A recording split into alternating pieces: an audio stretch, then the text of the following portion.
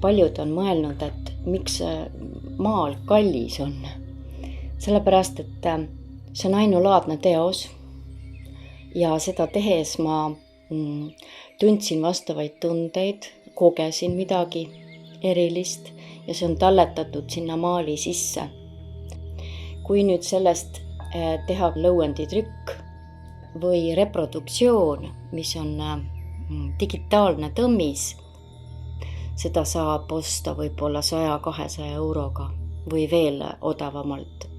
Aga originaalmaal, ta on ainulaadne teos ja ma hindan oma maale ja kõiki kunstnike maale, sellepärast, et sa ei saa kunagi järgi seda teha.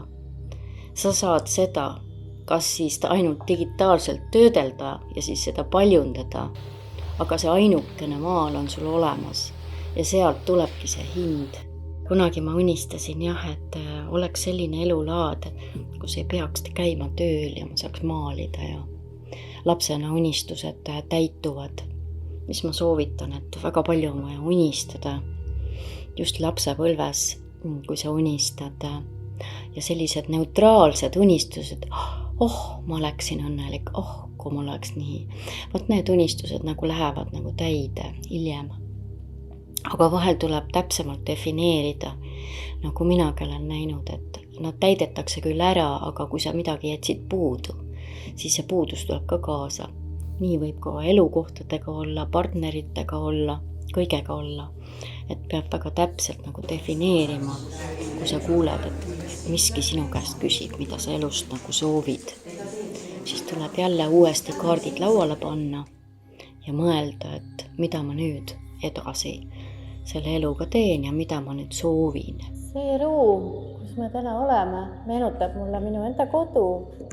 Viljandis Jaan Lõo majas elasime. Et ta on väga sarnane. Loomulikult ei olnud nii palju luksust, nagu siin õpetajate majas teises ruumis, aga väga meie kodu moodi. Et Viljandis käisin ma koolis ja siia Lääne maakonda või siia Tallinnasse tulin ma teisele eluperioodil, ütleme nii, peale teismelise iga.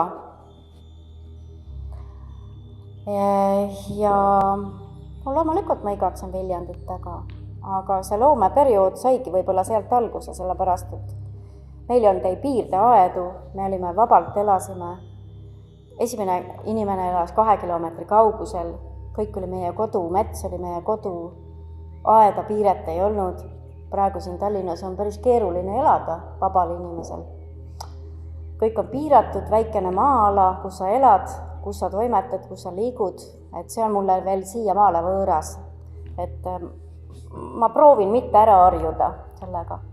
Et ikkagi loomeinimene tahab kogu aeg õhku enda ümber, avarust, õhku, vabadust, see on see esimene asi. Et seda ka inimesed käivad minu juures nagu kogemas, et kui nad tulevad maalitundi, et siis mul on hoopis teine vibe juures, et siis midagi teist, sest ma tean, et inimesel on praegu kõige rohkem vaja tunda sisemist vabadust, sisemist avatust, et keegi aitab tal näha, mis tema sees päriselt on. Et selles mõttes ma ise ka soovin, et keegi oleks minul abiline, aga kuni mul seda abilist pole, et siis ma aitan inimesi ise.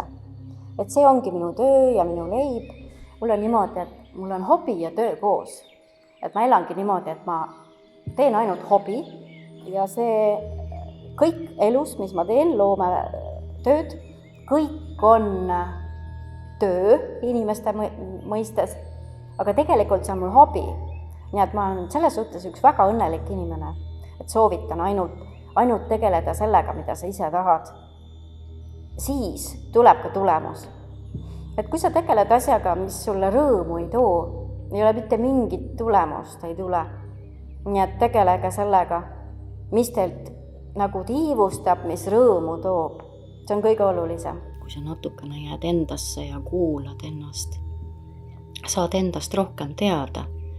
Võib-olla peabki elus natukene mingi kannapöörde tegema ja tegema ainult seda, mis su hing tegelikult väga tahab teha. See ongi õige asi. Ja kõik need asjad, mida sa rõõmuga teed, need nagu saavad suurema energia ja see elu hakkab sind nagu kandma. Kui inimene teeb midagi vastumeelselt, siis need ebaõnnestuvad need asjad. Aeg, kus sa ei tea, mis selle eluga ette võtta, siis seisata ja lihtsalt ole. Vahel ei peagi mitte midagi tegema. Peab nagu iseenda sisse minema